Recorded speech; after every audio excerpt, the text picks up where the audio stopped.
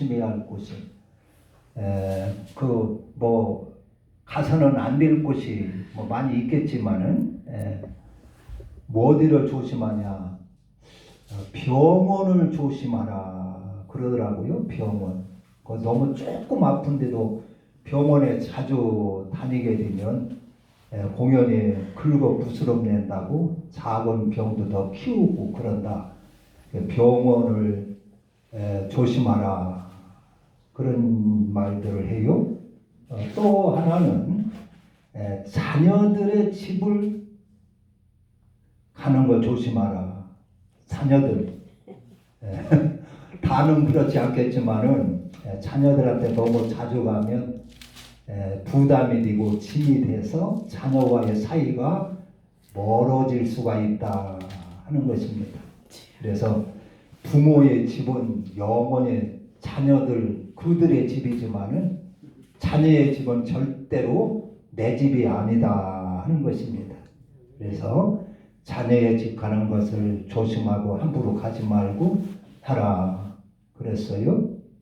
또 다툼이 있는데 뭐 좌파니 우파니 그런 일 다투는 일 많지요. 민주당이니 공화당이니 이런 거 논쟁하는데 그런데 조심하라. 그런데 끼지 마라. 그렇게 해요. 그러나 우리가 열심히 가야 할 곳은 어딜까요?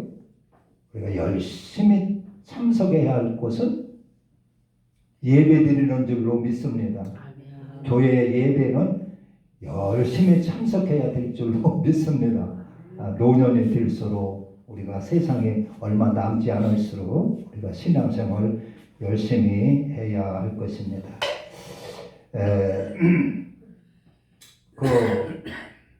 우리가 교회에 여기 계시는 분들은 왜 나오신가요?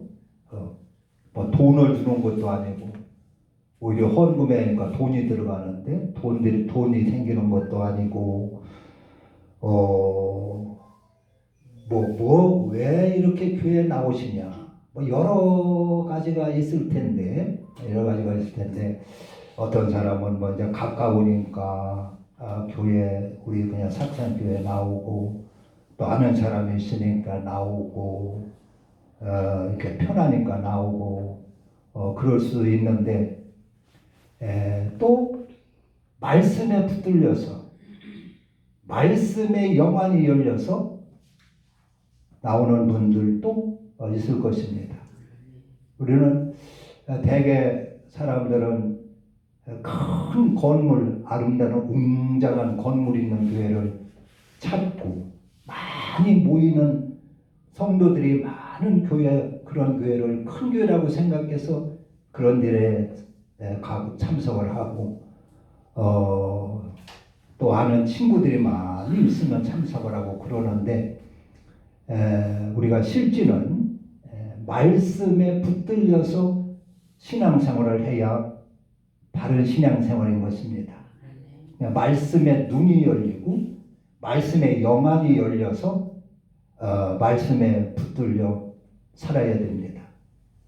그러니까 우리 기독교는 우상 종교가 아니고 하나님, 우리가 섬기는 하나님은 무슨 우상이 아니고 무슨 돌이나 뭐 이런 걸로 깎아서 만들 수 있는 분도 아니고 영이신 하나님이라는 말이요. 영으로 계시는 하나님이시기 때문에 우리가 육안으로는 볼 수가 없습니다. 다만 그분을 아는 것은 하나님 그분의 말씀으로 우리가 알게 되는 것입니다. 그분의 말씀으로 우리가 그분을 바로 알고 그분을 섬기고 할 수가 있는 것입니다. 그래서 오늘 여기 본문은 예수님께서 길을 가시는데 날 때부터 소경된 자를 만나게 됐어요. 그러니까 제자들은 그것을 보고 예수님, 저 사람의 날 때부터 소경이 됐는데 그것이 누구 죄 때문에 그런 겁니까? 자기 죄 때문에 그런 겁니까? 자기 죄라면 뭐 날 때부터 맹인되었으니까 전생에 무슨 죄가 있어서 그런 것입니까? 그런 의미죠. 그렇지 않으면 부모님의 죄값으로 소경인 것입니까? 물으니까 우리는 보통 그러죠. 이제 이 불교에서는 그 업보를 이렇게 주장을 하기 때문에 이런 불행한 일이 있으면은 그 죄값이라고 그렇게 생각을 합니다. 악항에 대한 업보라고 생각을 합니다. 그래서 그걸 따지고 들어가다 보니까 이렇게 날 때부터 소경으로 난다거나 날 때부터 또 무슨 장애인으로 태어난다거나 이런 장애인 그러면은 그 사람이 태어나서는 죄를 짓지 않았는데 죄가 있어야 이렇게 불행한 일이 생기는데 그래서 불교에서는 업보가 있다. 전생의 업보다. 그런 얘기예요. 전생. 그러나 우리 기독교는 업보가 성경에는 업보가 없습니다. 할렐루야. 업보가 없고 다만 뭐냐? 이것은 3절에 보면 예수께서 대답하시되 이 사람이나 그 부모의 죄로 인한 것이 아니라 그에게서 하나님이 하시는 일을 나타내고자 하심이라. 그에게서 하나님이 하시는 일을 나타내고자 하심이라. 그렇게 하시면서 이 사람에게 침을 뱉어가지고 예수님이 땅에다 침을 뱉으셔서 진흙을 이겨 눈에 발라주시고 그리고 실로암 못에 가서 씻고 와라 그랬어요. 실로암 못에. 이게 침을 뱉어서 맹인인 것도 지금 어두워서 그런데 거기다 대고 진흙을 더 발라놓으니까 이게 참 그거에 내키지 않겠죠. 기분이 내키지 않겠죠. 더군다나 침을 뭐 좋은 무슨 약수 기름이라도 섞어서 이렇게 했다고 모르지만 침을 퇴퇴 밭해가지고 진흙을 입에서 발라주니까 아마 기분이 좋을 리가 없을 것 같아요. 그러나 실로암 못에 가서 씻고 와라 하니까 이 맹인이 그 불쾌하게 생각하지 아니하고 그 말씀에 순종을 했어요. 그래서 실로암 못에 가서 씻으니까 눈이 밝아졌습니다. 그래서 밝은 눈으로 이렇게 왔다 했는데 이 말이 이 이야기가 이 의미가 뭐냐 하는 것은 예수님이 5절에 보면 내가 세상에 있는 동안에는 세상의 빛이다. 그래서 이 의미는 예수님은 보지 못하는 자들을 보게 하려고 오셨다. 그런 얘기입니다. 거기 쭉 39절에 보면 39절 예수께서 이르시되 내가 심판하러 이 세상에 왔으니 보지 못하는 자들은 보게 하고 보는 자들은 맹인이 되게 하려 함이라. 그러니까 예수님께서 이 일을 하신 것은 보지 못하는 자들을 보게 하려고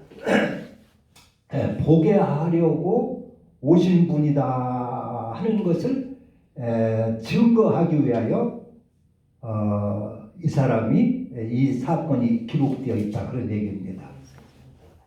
예수님이 우리 사람에게는 보는 눈이 있고 안 보이는 것을 보는 눈이 있죠.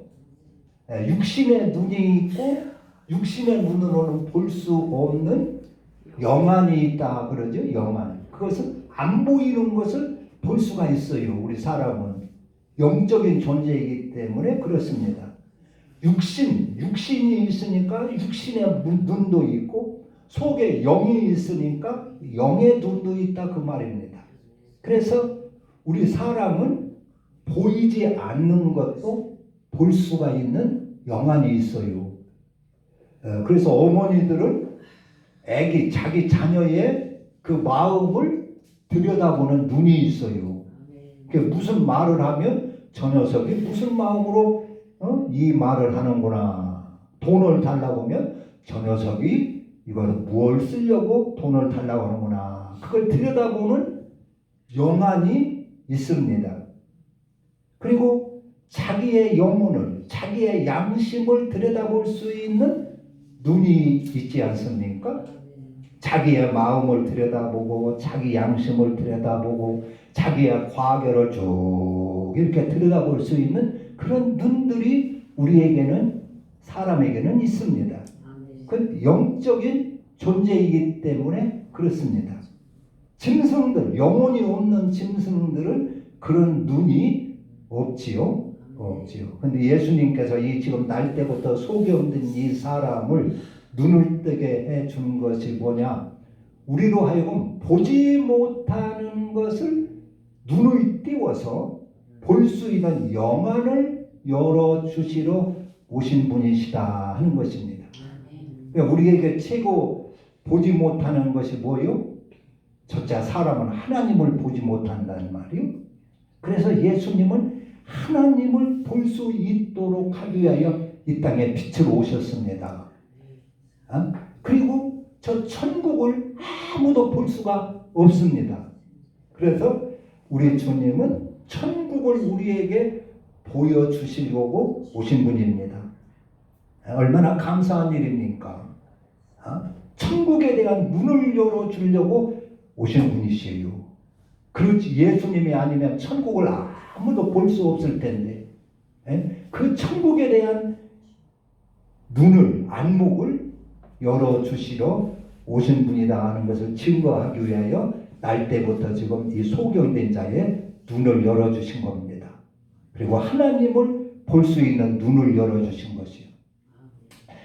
그래서 예수님이, 하나님은 영이시되 아무도 볼 수 없지만은 독생하신 하나님이, 독생하신 예수님께서 하나님을 나타내셨다 그럽니다. 그래서 우리 이 영안이 잘 열려가지고 하나님을 잘 볼 수 있어야 우리가 믿음을, 바른 믿음으로 영생을 얻을 수가 있는 것입니다. 하나님을 바로 보지 못하면 신앙생활 열심히 한평생 해도 잘못하면 생명을 얻을 수 없기가 어렵습니다. 그래서 하나님을 바로 잘 봐서 바로 하나님을 바로 잘 알 때 우리가 생명을 얻을 수가 있고 하나님의 자녀가 될 수 있다 하는 것입니다. 그런데 이 하나님을 보기가 어려워요. 예수님을 따라다니는 제자들도 하나님을 바로 알지 못했어요. 그리고 예수님과 늘 다퉜던 그 바리새인들, 서기관들, 제사장들, 이런 사람들도 하나님을 바로 보지를 못했어요. 그래서 예수님을 바로 눈앞에 놔두고도 하나님을 보지 못해가지고 예수를 미워하고 시기하고 질투하고 마침내 십자가에 달려